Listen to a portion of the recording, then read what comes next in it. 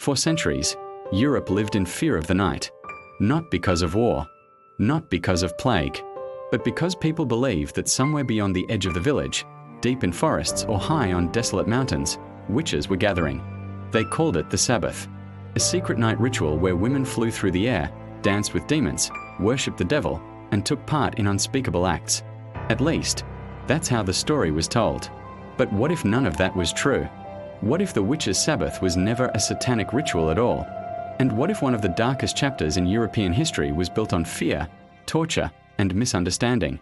Tonight, we are going to uncover what the Witches Sabbath really was, and why the truth is far more disturbing than the myth. The birth of a nightmare. The image of the Witches Sabbath as we know it today did not exist in ancient times. It was created in the late Middle Ages. This was a period when Europe was gripped by religious paranoia.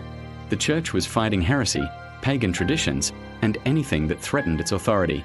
Folk beliefs that had existed for centuries were suddenly rebranded as evil.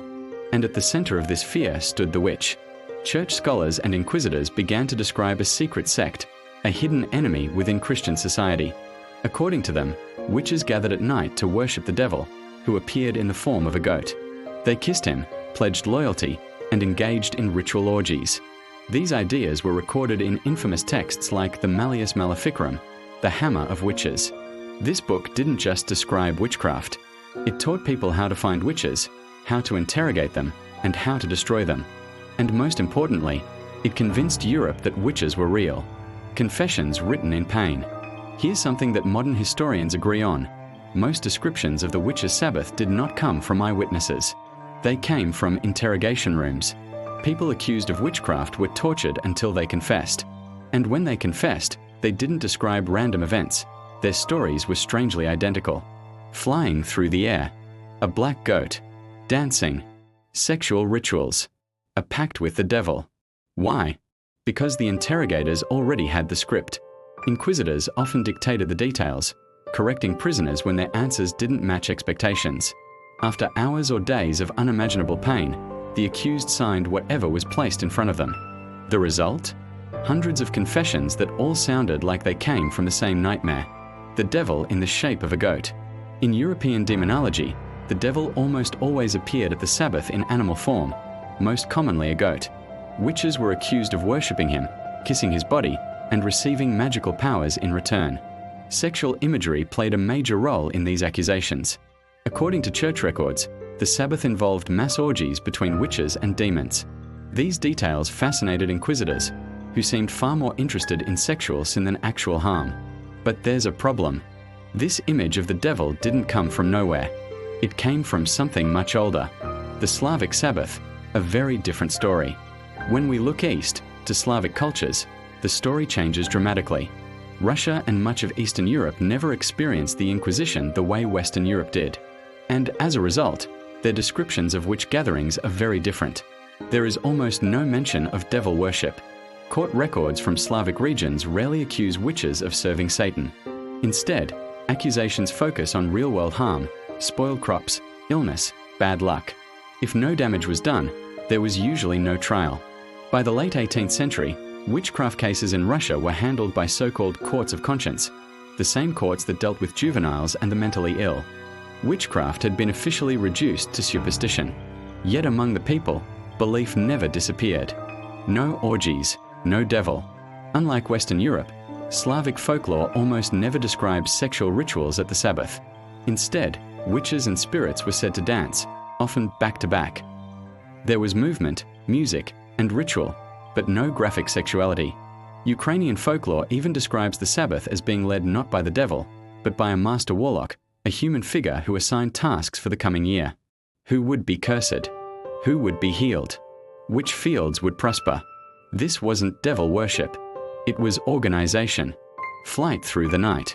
One detail appears across cultures. Flight. To attend the Sabbath, witches had to leave their bodies.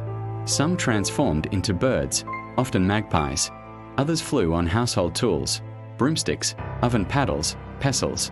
Modern scholars noticed something fascinating about these objects. They are deeply symbolic. Many are connected to fertility, domestic life, and agriculture. Some carry clear phallic symbolism, pointing not to Satan, but to ancient fertility rituals. a pagan ritual in disguise.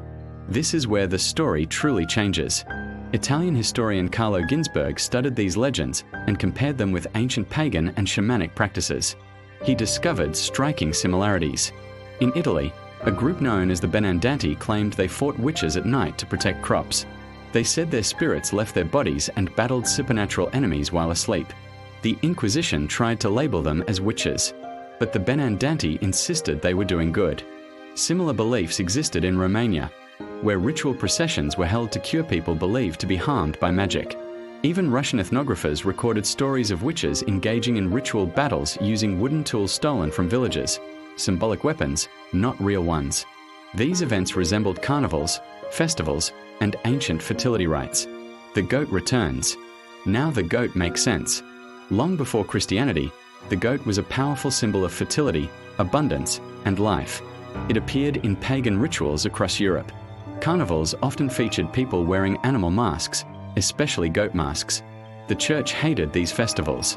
They were loud, sexual, uncontrolled, and pagan. So the goat became the devil.